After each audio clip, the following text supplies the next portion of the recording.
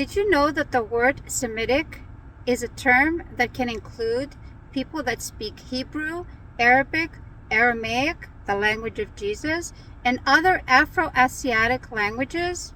And did you know that just like those languages, the ethnicities of the people that are considered Semitic can be Afro-Asiatic, some from Africa and some from the Middle East, and even possibly all the way to Mesopotamia, maybe? There's a long history of the Semitic peoples in that area. But did you know that Prophet Abraham was not from the Holy Land? He was a Chaldean who was from southern Iraq, if I'm not mistaken. And he was told by God to go to the Holy Land.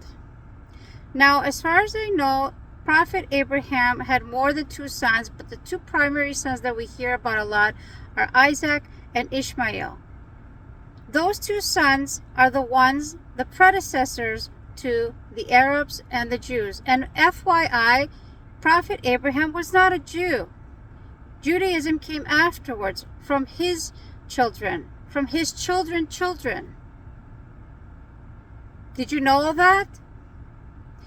Did you know that many of the people that live in the Holy Land today are Semites, and possibly they used to be Jewish in their religion, but over a period of time they became Muslim?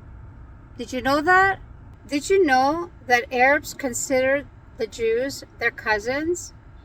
And you can see why they would consider them cousins, because they are related over a long period of time. They are cousins. They are connected. Did you know that the Jewish people that have been persecuted over thousands of years, especially in the last 2,000 years, were persecuted by people that were Christian, not by people that were Muslim? Did you know that? Did you know that one of the primary reasons why they came from the Americas and from Europe and Eastern Europe to make a country that had people for people that had no land? Because that's what that is. When they came, there were people there. There were millions of people there. And there were already Jewish people already living there with Christians and Muslims. And they had been persecuted by the Christians, not by the Muslims.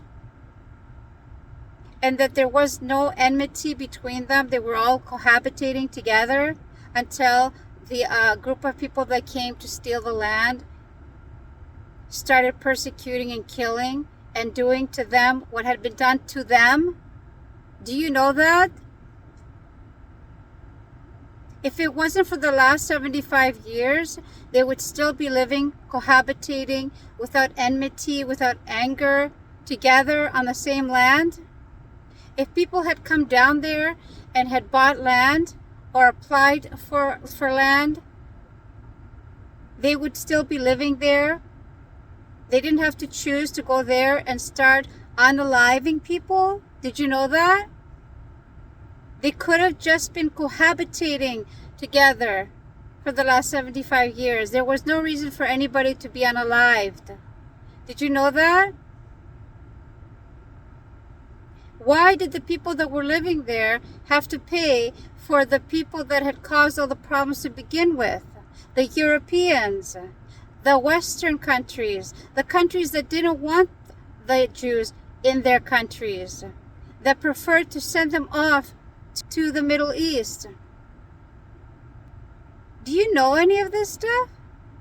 Do you just regurgitate what you hear without checking your facts?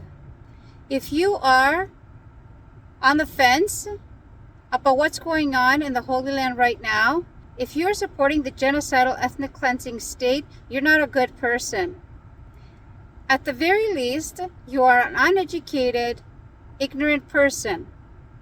At worst, you are right up there with all the genocidal ethnic cleansing people that have ever existed and are here today. Because if you think that the situation is complicated. It's not complicated. It's not complicated to know the difference between right and wrong. It's not complicated to know that it's not okay to unalive unarmed civilians. It's not complicated to know that it's not okay to grape and pillage your way, to steal land. It's not complicated. And if you think that it's too far away and has nothing to do with you, history repeats itself over and over. And what has happened to others will happen to you eventually. It's just history repeating itself. But if you don't care for others, why should anybody care for you? If you can't even be bothered to share, to speak about, to at the very least abstain from purchasing products that go towards funding this genocidal ethnic cleansing, then that says something disgusting and evil about you and everything that you value. Everything. It says something about you really bad. Open a book and educate yourself. Open a book and start caring about your neighbor. And by your neighbor, I mean your fellow, your person in humanity, even if they're 3,000 miles away. Open a book. Read. Read in the name of your Lord who taught you by the pen. That's my rant for today. Assalamu alaikum.